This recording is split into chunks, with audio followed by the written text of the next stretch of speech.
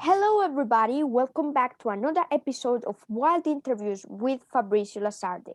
Today, we have another interesting guest with us, and it is Megan Chevis from MarAlliance in Panama. Today, we will be talking about the Largetooth Sawfish, one of the most endangered sharks and rays species in all the world. So, Megan, welcome, and I'm excited to talk about the large-toothed sawfish with you. Thank you. Thank you, Fabrizio. Thank you for having me. It's a great opportunity, and I'm excited to talk about sawfish as well. They don't get enough attention, but hopefully we can change that. Great, that's the spirit. Well, um, I think the best way to start would be like a mini introduction of yourself. What can you tell us about you? How did you start working in conservation? How did you start working with MarAlliance? And and what can you tell us about your experiences with it? Yeah, so I am a marine biologist, and my current position with MarAlliance is I'm the national coordinator for MarAlliance in Panama. And like most marine biologists, I think I've always been drawn to the sea. I've always had a love for the sea and creatures in the sea, and I've always lived fairly close to the ocean. Um, and I always knew I wanted to work with animals, although I didn't know which species I wanted to work with because I love just about everything. But I started working with MarAlliance in 2015 as a student. I was a university student working on my master's with the University of Exeter. And I had the opportunity to work with the MarAlliance team in Belize on another critically endangered marine species, the hawksbill sea turtle. And so my research focused on that species, but I also gained a lot of experience working with sharks and rays and other big fish, and also working closely with fishermen, which are a huge component of the work that we do, the conservation work that we do with MarAlliance. So after graduating and getting my master's, I moved to Panama, where my family is from. And I knew I wanted to do conservation work, marine conservation work in Panama. And luckily, MarAlliance also wanted to start a program in Panama. So I was able to kind of build up this program. And since then, we've been expanding and growing. We have a lot of exciting projects going on, including sawfish. Awesome. Really awesome. And I like the part of your story where you come back to your country and get the project kick-started here and and start helping for the conservation of marine fauna here in Panama. You know, I've really been looking for projects in here in Panama locally that could be a good interview or that work with endangered species, and most of the projects related to marine animal conservation were mostly sea turtles. But I didn't see anything about other animals like, corals, fish species, even sharks and rays. And yeah, I find very good that you are protecting this species and that you've decided that Panama could be a good place to start researching about it and protecting it too. Definitely, definitely. So, Megan, what's the story behind Mar Alliance? How did Mar Alliance started, what, what can you tell us about its origins?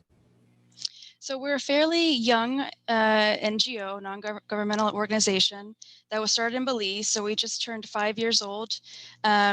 And our executive director, Dr. Rachel Graham, has been working in Central American countries for several decades. And so our team members have a lot of experience, mostly with big fish like sharks and rays, and other species like grouper and snapper that are also very vulnerable to overfishing and vulnerable to extinction. And that's kind of our focus is the conservation research of these big fish species. Who, like you said, don't get a lot of attention. I think they have a bit of a marketing problem in some aspects that most people are drawn towards the more cuddly or cuter animals. And so maybe sharks and rays don't get as much attention, although that is changing now, thankfully. That's So a true. lot of our work does involve research, but we've also recognized that in order to conserve animals, you have to work with people, especially local communities. That is so important. So a lot of our work involves working closely with local communities, especially fishers educators, students, to build up capacities, do a lot of training, and really involve them and make sure that they have play a key part in the research that we do, the monitoring that we do, because we can't do it by ourselves. Scientists and biologists can't change things by ourselves. We have to work together. So that's a big component of what we do. So I've been with MarAlliance in Panama since 2016 now, and we have a few different projects going on in different corners around the country. Of course, Sawfish is one of our projects. And then we have several monitoring projects looking at basically getting very baseline, basic information on populations of sharks and rays and big fish, because in many sites, we don't even have basic information of what species we have in an area, what their populations are like, if they're decreasing, increasing, which can make it very difficult to conserve them and manage them. Yes, of course. Well, it is also that, many people, as you also said, don't pay attention to this species. So why do we have to count them? For example, the fishers or the local people, why do we have to count every shark we see? Or but yes, I find good that you are researching, having base population statistics, and trying to find if the population is doing good, if the population is stable, if it is in a bad shape, and well, it's pretty good. A topic that always comes to mind in all interviews, or in most of the interviews I've had, is that involving the local people. I believe that without the local people, you can't really achieve that much. Because, okay, if the local people isn't involved and are not inspired or excited about the conservation initiatives, then the work you did will be will not stay for the generations. You know what I mean? Yeah. So I find it great that you are involving and educating the local fishers and local communities in these coastal areas. So, well, Megan, by the way, what are the other species of sharks and rays you are monitoring here in Panama? So we have a few different species that we're looking at, and they vary depending on which site. So whether we're on the Caribbean side or the Pacific side, for example. But on our Pacific side, we have several species like hammerhead sharks, whale sharks. We're also looking at the movements of manta rays, and also species like Goliath grouper, which are very large species of fish that are also very vulnerable to overfishing. And similarly on the Caribbean side, hammerheads, reef sharks, black tip sharks. So there's quite a variety. And there's surprisingly, there's an issue with sharks and rays that although we do have many species that are endangered, there's also many species that are data deficient that we just don't know what their status is because we don't have enough information on them. So trying to fill in those gaps in knowledge has been important as well. Of course, and well, you know, the problem with data deficient species, as you mentioned, is not only the lack of information, but when you fill those gaps and have the correct information in the IUCN, it starts like listing the species, like endangered, or there can be two possible scenarios. One, that the species was data deficient because of lack of information and that it is stable and doing good. Or two, that when you got all the information, the species is too endangered and and decreasing too much. So that's the thing with data deficient, and that's also why it is important to list all the species we can, to really know how good or how bad are they doing and what can we do to protect them. Yeah. So also, Megan, now that you mentioned this species data deficient, well, the Largetooth Sawfish, you are working with it on the Pacific side in Darien, am I right? Correct. Yes. So, mm, what have you discovered since you started your project here in Panama? I mean, like, what not achievements? How could I say it? What does the local communities or what research have you discovered since starting with the large tooth sawfish? Yeah, so when I first started with MarAlliance in Panama, that was one of our goals, was to kind of figure out what the status of sawfish was in Panama, because there wasn't a lot of information. There were some anecdotal stories about captures, but there wasn't really a thorough assessment of sawfish in the country. So we started doing surveys with fishermen, and we went to and this has been a huge effort on the part of my other team members that I want to mention as well: Ana Batista, Leisa Navarro, Jairo Cunampio. And basically we've been able to go to almost every corner of the country and visit almost 100 different fishing communities to interview fishers, both retired fishers and current fishermen, to just find more information, to use their local ecological knowledge, and have a better understanding of what sawfish populations were like historically, and also what they're like now. So do they still exist in Panama? If they do exist, where can we find them? So with that information that we've gotten from surveys, we've identified these sites.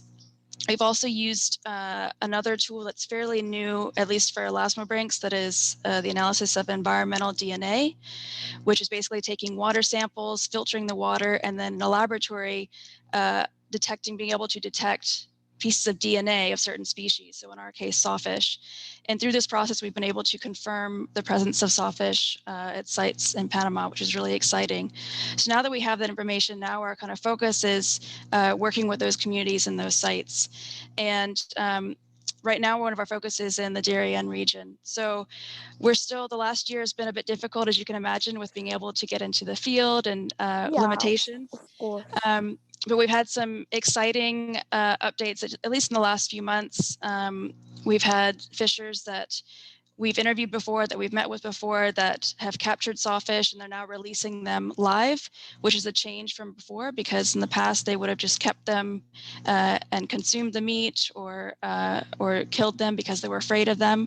And so seeing this shift in behavior is super critical, and really gives us a lot of hope for the future. So we're continuing that now, kind of working with these communities, identifying ways that we can help them to conserve sawfish, um, and kind of looking at those other threats, because of course capture in fisheries is one of the major threats, but there's also things like habitat destruction, pollution, things like that can affect them as well. Well, what can I say? You got me hooked up with the DNA part. That process you make and then research on the laboratory. That that was a part that really got me like, wow. You use DNA and you research water, and then you know that certain species of marine animals are in that area. Well, that sounds pretty interesting. And mm, also the work you do on Darien. I've been researching a lot about the threats, about um, like yes, everything related to that. And one of the things that happened when they captured the fishermen, they captured a large sawfish, was that they killed it, but because of the saw, if we can say it like that, Yeah. because it is normally used as a novelty object, or as a not a prize, but how can I say it, and not a souvenir, but The trophy sometimes. Yeah. yeah, trophy, if we could say it like that, something that you have at your home, and oh, see, as the saw of a sawfish, and it's actually pretty wrong, because in reality, well, even if you kill one sawfish, you are affecting an overall devastated population. So yes, it's, well, Megan. Oh yeah, what were you gonna say? Well, yes, that's so definitely and it's interesting because the saws, when we're doing the surveys, interviews with fishermen across the country, we're also asking about if they have any saws. That's actually a key component of our research and finding out information, is finding these saws that people have in their homes from captures years and years ago, and actually taking pieces of their a tissue sample from the saw to be able to get genetic information. So although it is, unfortunately, it's sad to see those saws, but they can be important for conservation, because we can use that genetic material, and it helps us to understand populations, historic populations and current populations as well. Wow, and how many saws have you found in? during your, like the service with the fishermen? Yes, so around the country, I want to say over 20 to 25 of the large-tooth sawfish saws, and 2 of small-tooth sawfish, which are the species that we find only in the Caribbean side. So most of the saws we found are from large-tooth on the Pacific side, and some of them quite large. I think the largest one was a meter and a half about long, which Wow, is really very, very cool. large. Yeah. Wow, and I imagine these were very old saws, or I mean, these were not cooked right now. These were cooked like 10 or 20 years back. Well, that's the interesting thing. So most of them, yes, are, and especially the small tooth sawfish from the Caribbean side, they were, both of the ones that we found were from the 80s, 1980s, so very, very old. But actually, what's interesting, and this is what kind of drew us to the Darien, was that we were able to find saws from the Darien that have been from animals that were caught just in the last couple of years. So that lets us know that there's actually still animals that can be found. And they were small individuals. They're about this long, so we know that they're from juveniles or freshly born individuals, which gives us more information about reproduction and nursery habitats. But the good news is that those fishers that had those saws that were from recent captures are the same fishers who are now releasing sawfish that they capture alive. So that's the good news, is that after starting to work with us, they're understanding that we want to release them alive if we can, instead of killing them.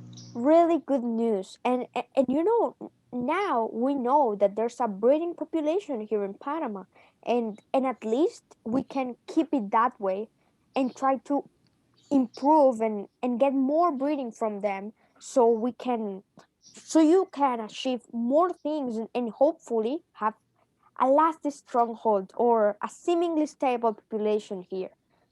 Well, I think we are now heading to the part of the fun facts.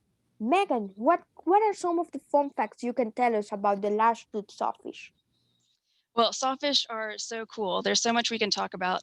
As I mentioned before, I talked a little bit about the size of the saw.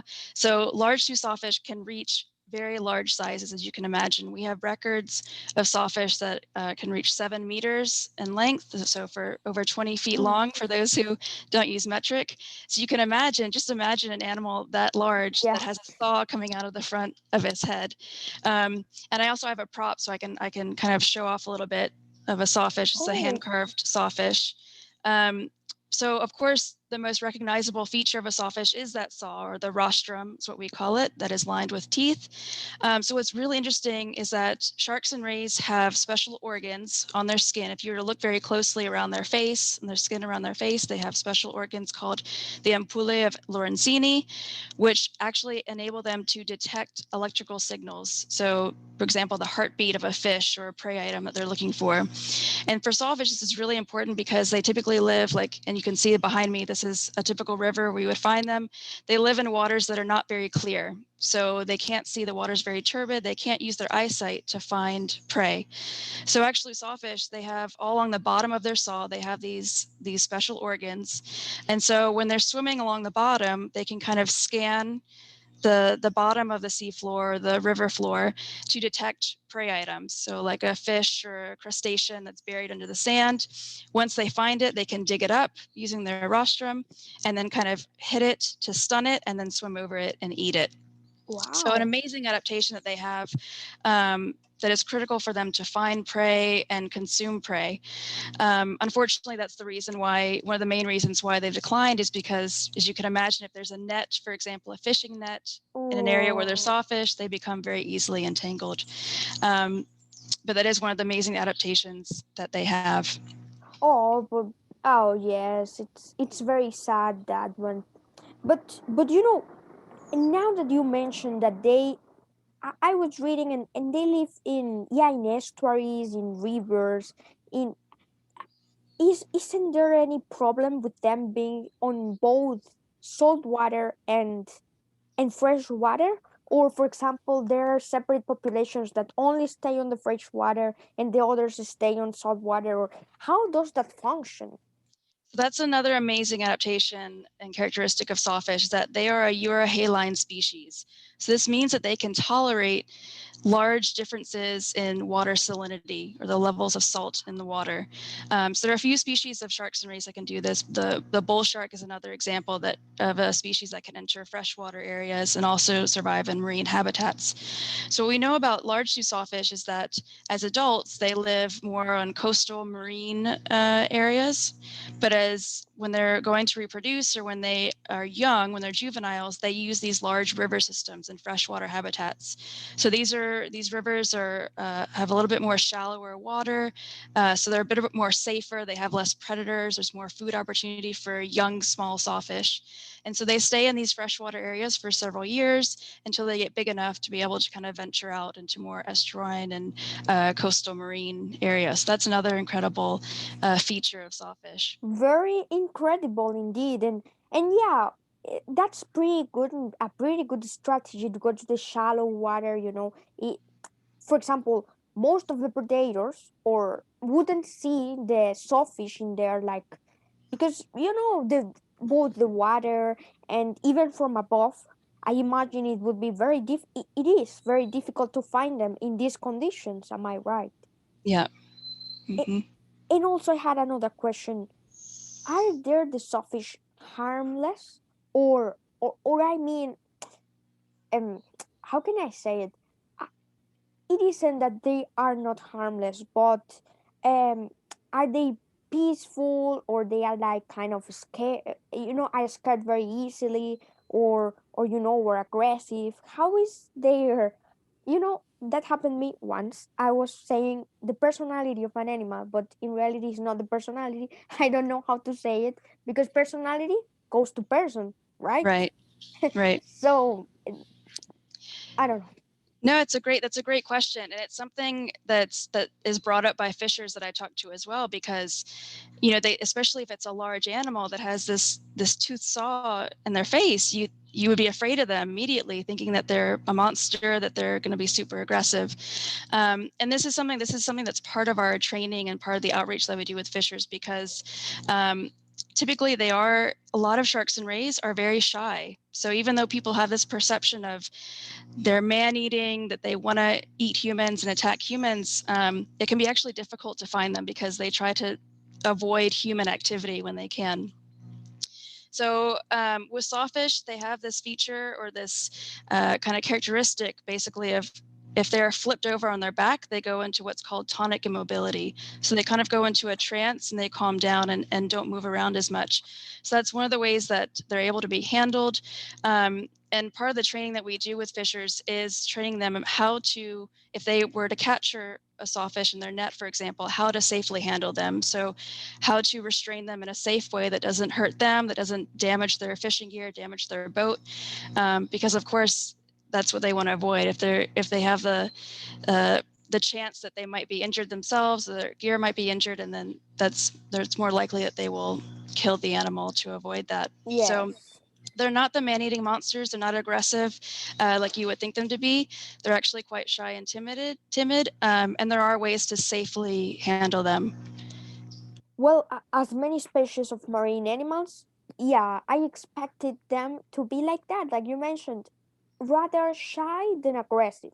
I mean, because, for example, if you get a shy animal and capture it, the first thing he'll do is be scared and try to free himself from whatever it is being cooked. So yes, I imagine this is the case.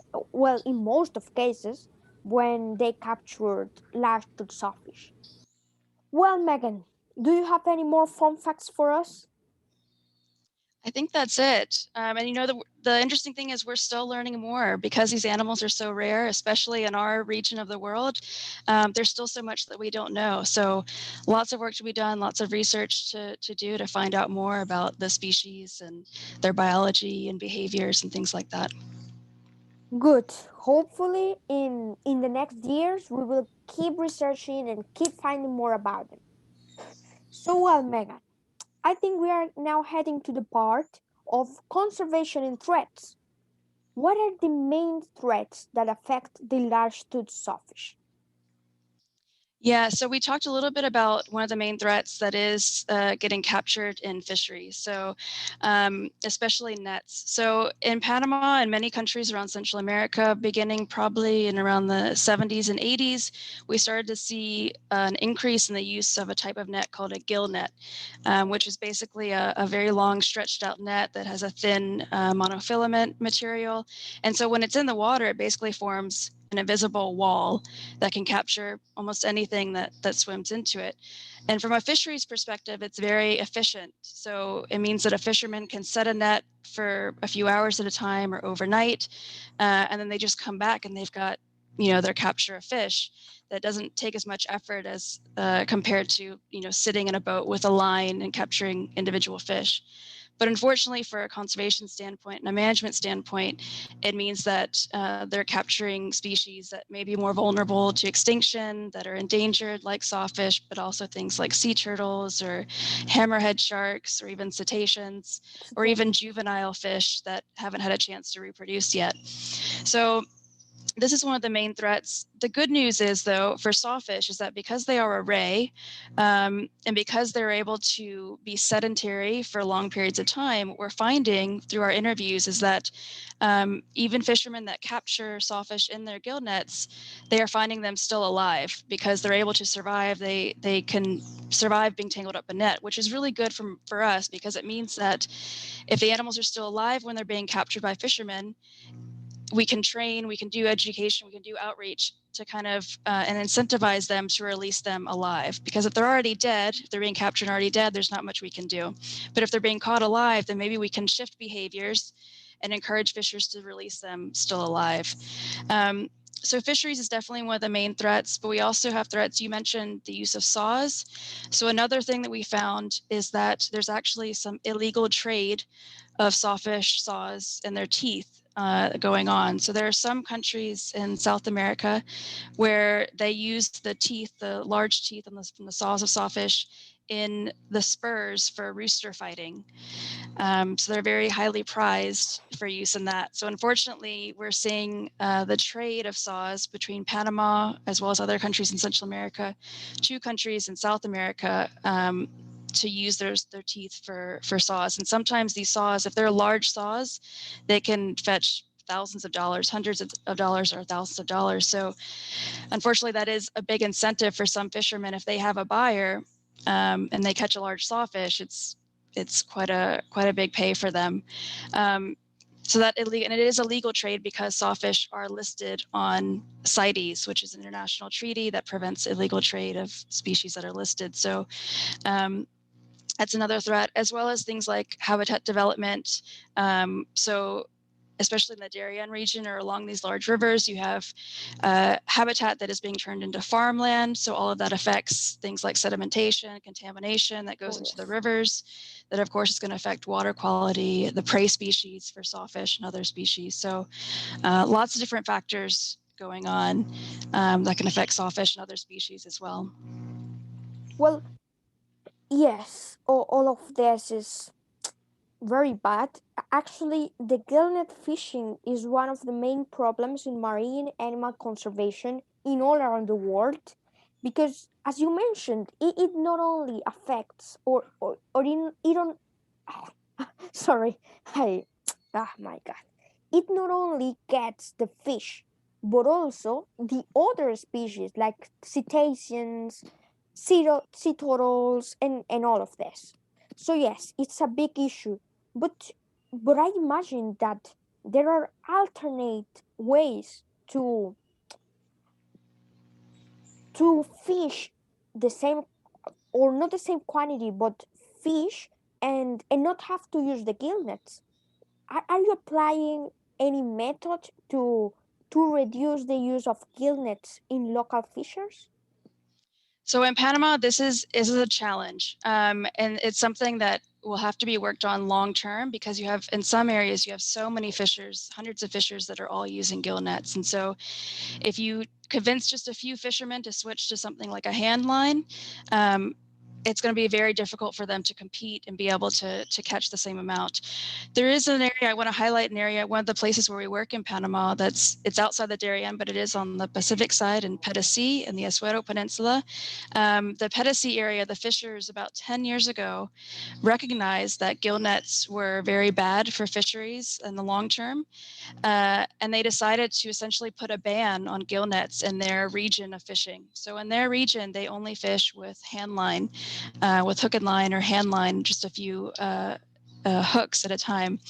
And we've been collecting data with fishermen on the captures that they've been getting, and we can see an incredible difference between the sizes of fish they're catching and the species that they're catching. So there is a big difference that we're seeing, and we're hoping that the Petasi area, the fishers from Petasi, can kind of be a model example that we can use to help convince fishers in other areas to switch to more sustainable gear types and kind of move away from gill nets, because this is a success story in Petasi, and so we want to apply that to other areas as well.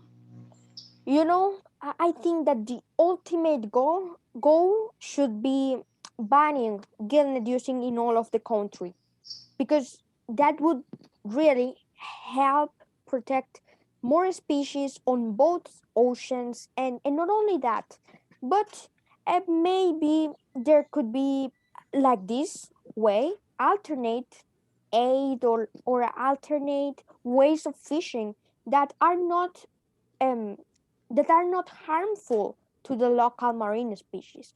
So yes, I find this very good, and I hope that at least if there's not a nationwide ban, at least in other parts of the country there is. Like, for example, communities of fishers, for example, a town or a district or areas like that, like Pedasi. So well, Megan, yes, sedimentation and water pollution is also a huge issue, and I would say that I've experienced it beforehand.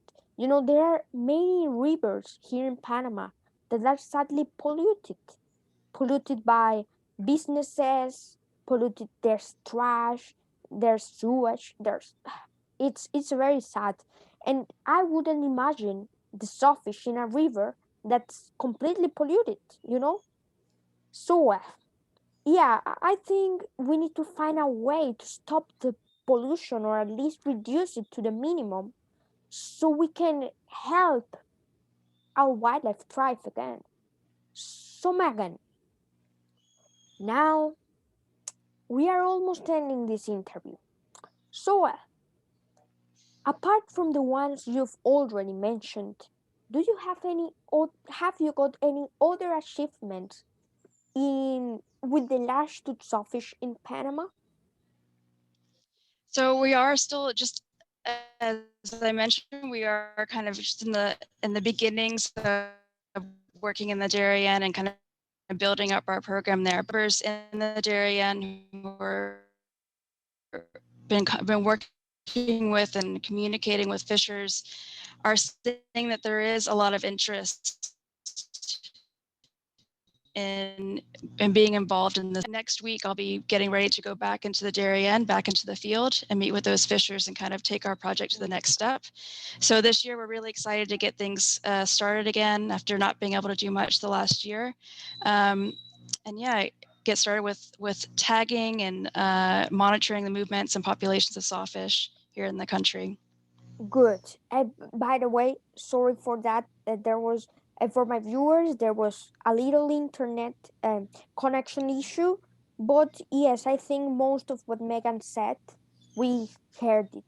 So well, yes, Megan, I also hope you can continue tagging, you can continue surveying the population, and doing all the amazing things MarAlliance is doing here in Panama, not only with this large-toothed sawfish, but with all the other species, and with the Gunayala Comarca Gunayala, where you are also working with the local communities.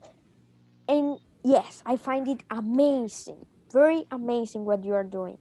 I hope that more people here in Panama, that this video will reach a lot of people here in Panama, and that they know what's happening and how they can protect their local wildlife. Also, I hope to support you. I'm very looking forward to helping Panama's wildlife and to keep contributing for conservation and raising awareness. So, Megan, would you care to say a last inspiring message to end this interview? Well, I would say that even though it's been the last year has been difficult for everyone, I think there is a lot of hope. And we're seeing it just talking with fishers, talking with communities. There is hope for the future. There is interest and a lot of excitement towards being involved in conservation and kind of turning the tide for these species that have been declining. So I'm excited about the future. I have hope for the future. Um, I have hope for Panama and Panama's wildlife. So I think we have a bright future ahead of us, and I'm excited to see what comes next. Great, Megan. That's really what we need. More hope and keep helping, keep moving on. So, well, people, this is the end of today's episode. I hope you liked it. Remember to subscribe, like the channel, um, and share. We need to get to as many people as possible and keep raising awareness. Megan, thank you for your time. It was awesome to have you. I hope we can have more collaborations in the future and keep raising awareness about Panama's endangered sharks and rays or endangered marine species. Yes, thank you, Fabrizio. Thank you for the opportunity, and thanks for giving a spotlight to sawfish. Always giving the spotlight to lesser known endangered species. Always. So, well, bye everybody. Hope you like it. See you.